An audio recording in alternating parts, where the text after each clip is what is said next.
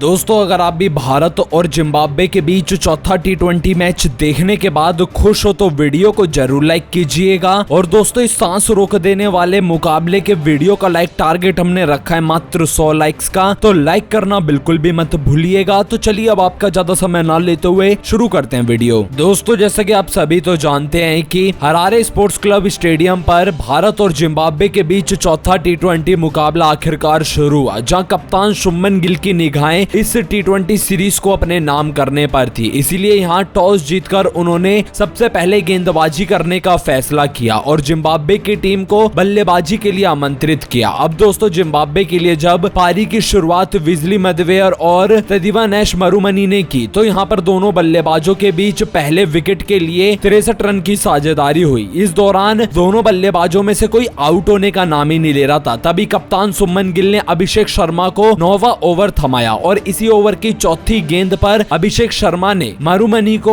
Short pitch length पर गेंद डाली, जिसको बड़ा शॉट तब्दील करने के लिए मरुमनी गए और रिंकू सिंह को कैच थमा बैठे, जहां 32 रन बनाकर तदिवानेश के रूप में पहला बड़ा झटका जिम्बाब्वे की टीम को लगा। अब एक विकेट गिर जाने के बाद जिम्बाब्वे की टीम पूरी तरह से लड़खड़ाती हुई नजर आने लग गई। दरअसल तीसरे नंबर पर बल्लेबाजी करने उतरे ब्रायन बेनेट, लेकिन यहां उनको मिलकर विजली मदवेयर के साथ पारी को आगे बढ़ाने की जरूरत थी। लेकिन तभी विजली मदवेयर के रूप में दूसरा बड़ा झटका भी 10वें ओवर की छठी गेंद पर जिम्बाब्वे की टीम को लगा, जो कि 25 रन बनाकर आउट हुए। और विजली मदवेयर के आउट हो जाने के बाद फिर कप्तान सिकंदर रजा ने पारी को संभाला, जहां इस दौरान ब्रायन बेनेट तो 9 रन बनाकर ही आउट हो गए थे, लेकिन यहां सिकंदर रजा एक छोर पर बल्लेबाजी करते चले गए। इस दौरान सामने उनका कोई भी बल्लेबाज साथ निभा ही नहीं पा रहा था। जोनाथन कैंपबेल को रवि बिश्नोई ने 3 रन पर अपने जाल में फंसाया, तो वहीं डियोन मेयर्स 12 रन बनाकर आउट हुए। तो क्लाइव मडांडे ने 7 रन की पारी खेली, लेकिन दोस्तों यहां सिकंदर रजा ने हार नहीं मानी और अपनी टीम के लिए 28 गेंदों में 2 चौके और 3 छक्कों की बदौलत 46 रन बनाए, जिसके चलते जिम्बाब्वे की टीम ने यहां 7 विकेट के नुकसान पर 20 ओवर में 152 रन बनाए और भारत के आगे लक्ष्य रखा 153 रन का। हालांकि जिस अंदाज में जिम्बाब्वे की शुरुआत रही थी, वहां से तो यही लग रहा था कि जिम्बाब्वे की टीम 200 रन के पार स्कोर को पहुंचाएगी, लेकिन दोस्तों यहां जिम्बाब्वे के एक के बाद एक विकेट गिरने की वजह से जिम्बाब्वे की टीम मात्र 152 रन ही जोड़ पाई और 153 रन के लक्ष्य के जवाब में अब भारतीय टीम की बारी थी इस मैदान पर चमत्कार कर दिखाने की। लेकिन यहां पर गेंदबाजों ने तो चमत्कार कर दिखाया ही था, क्योंकि खलील अहमद को 2 विकेट मिले थे, तो एक विकेट तुषार देशपांडे, वॉशिंगटन सुंदर, अभिषेक शर्मा और शिवम दुबे के नाम रहा। अब बारी थी भारतीय बल्लेबाजों की, जहां टीम इंडिया के लिए पारी की शुरुआत यशस्वी जायसवाल के साथ शुभमन गिल करने के लिए उतरे, जहां दोनों बल्लेबाजों ने मिलकर बस यही ठान रखा था कि किसी भी हाल में जल्द से जल्द अपनी टीम को जिताया जाए, क्योंकि दोस्तों भारतीय टीम के कप्तान शुभमन गिल बखूबी जानते हैं कि अगर उनको यह सीरीज अपने नाम करनी है तो चौथा टी20 मुकाबला जीतना बेहद ही जरूरी है, जिससे 3-1 की बढ़त इस सीरीज में हो सके। तो इसी उम्मीद के साथ भारतीय बल्लेबाज मैदान पर आए, जहां यशस्वी जायसवाल और शुभमन गिल ने अपना बल्ला थामा नहीं। एक छोर पर यशस्वी जायसवाल 18 गेंदों में ही 40 रन जड़कर भारतीय टीम को जीत की दहलीज तक ले जाने में कामयाब हो रहे थे, तो दूसरी तरफ शुभमन गिल भले थोड़ी धीमी बल्लेबाजी कर रहे थे, लेकिन दोस्तों यहां उन्होंने भी पकड़ बना ली थी। इस दौरान जिम्बाब्वे टीम के कप्तान सिकंदर रजा पूरी रणनीति बना रहे थे कि कैसे भी करके इन दोनों बल्लेबाजों में से किसी एक का विकेट तो गिराया जाए, क्योंकि दोस्तों यहां जिस तरह की बल्लेबाजी चल रही थी, वहां से तो लगने लगा कि मैच ज्यादा से ज्यादा 10 ओवर के भीतर ही खत्म हो जाएगा और भारत की टीम 150 रन बना देगी, क्योंकि यशस्वी जायसवाल छक्के चौकों की बौछार लगाए पड़े थे। इस दौरान रिचर्ड नगारवा, टेंडाई छतारा,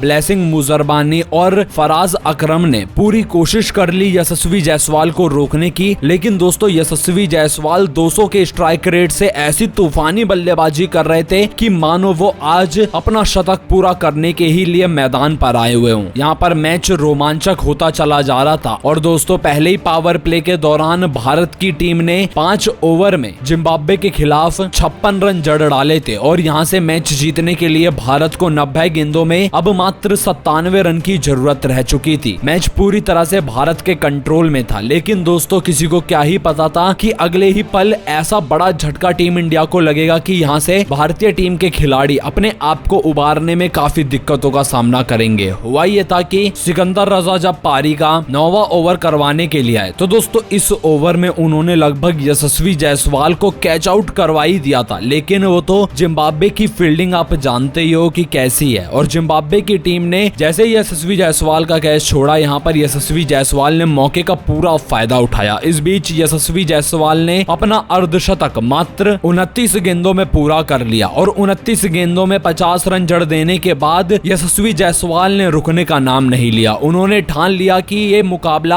आज 15 ओवर से पहले ही खत्म कर ही मानना है, और यशस्वी जायसवाल तो पूरी फिराक में लग भी रहे थे। लेकिन दोस्तों दूसरी तरफ अब शुभमन गिल भी ताबड़तोड़ बल्लेबाजी करना शुरू कर देते हैं, जहां चौके छक्के की बरसात अब बस यशस्वी जायसवाल के बल्ले से ही देखने के लिए नहीं मिल रही थी, बल्कि शुभमन गिल भी उनका बखूबी साथ निभाते हुए शतकीय साझेदारी को अंजाम मात्र 10 ओवर के भीतर ही दे देते हैं। और यहाँ टीम इंडिया इस गति से आगे बढ़ रही थी कि मैच में हर कोई यही सोच रहा था कि भारत की टीम जीतेगी। लेकिन दोस्तों असली रोमांच तो अब शुरू होने वाला था, जब एक विकेट भारत की टीम का लगभग गिरने ही वाला था। लेकिन दोस्तों आज भगवान भी टीम इंडिया के साथ थे, और टीम इंडिया को जिताने के लिए यहाँ यशस्वी जायसवाल और शुभमन गिल का बल्ला ही काफी था, क्योंकि इस मुकाबले में दोनों बल्लेबाजों ने पहले यशस्वी जायसवाल और फिर शुभमन गिल मिलकर ऐसी साझेदारी को आगे बढ़ा रहे थे कि यहाँ पर मुकाबला पूरी तरह से जिम्बाब्वे के हाथ से छिन गया। इस दौरान सिकंदर रजा काफी ज्यादा गुस्सा होते हुए भी नजर आए अपने खिलाड़ियों पर। अगर वो कैच ना छोड़ते तो शायद इस मैच का हाल कुछ और होता। और दोस्तों ये पिच जो कि गेंदबाजों को पूरी तरह से मददगार है, उस पिच पर जिम्बाब्वे की टीम ने अपने घुटने टेक दिए भारतीय टीम के आगे। और इस दौरान भारत के पास यशस्वी जायसवाल, शुभमन गिल के बाद अभिषेक शर्मा, ऋतुराज गायकवाड़, संजू सैमसन और शिवम दुबे मौजूद थे, जो कि मैच को और भी जल्दी खत्म करने का मादा रखते हैं। लेकिन दोस्तों टीम इंडिया के आज दो बल्लेबाजों ने ही पूरा प्रेशर भारत की टीम के ऊपर से हटाया, जहां एक पल ऐसा था जब भारतीय टीम थोड़ी मुसीबत में फंसती हुई नजर आ रही थी। लेकिन फिर जब 60 गेंदों में 47 रन मात्र भारत को बनाने थे, तभी यशस्वी जायसवाल और शुभमन गिल मैदान पर टिके हुए थे, और दोनों बल्लेबाजों ने आज शानदार बल्लेबाजी करके अपनी टीम भारत को इस T20 सीरीज में विजेता घोषित करवाया। क्योंकि दोस्तों अब 3-1 से भारतीय टीम इस सीरीज में आगे हो चुकी है, तो अब यह सीरीज टीम इंडिया के नाम चली गई है, और भारत की टीम अब यही कोशिश करेगी कि अब जिम्बाब्वे की टीम को 5वें T20 मुकाबले में हराकर इस सीरीज में जिम्बाब्वे की टीम का सुपड़ा साफ किया जाए, बस पहले मैच को छोड़कर। बाकी दोस्तों इस दौरान यशस्वी जायसवाल शतक के करीब पहुंचे, तो शुभमन गिल ने भी अपना अर्धशतक पूरा कर लिया, और टीम इंडिया शानदार अंदाज में मुकाबला जीतने में कामयाब रही। अब आप सभी की क्या राय है भारतीय टीम की ऐसी शानदार बल्लेबाजी को देख लेने के बाद, और आप टीम इंडिया की बल्लेबाजी को 10 में से कितने नंबर देना चाहोगे? अपनी कीमती राय हमें कमेंट करके जरूर बताइएगा।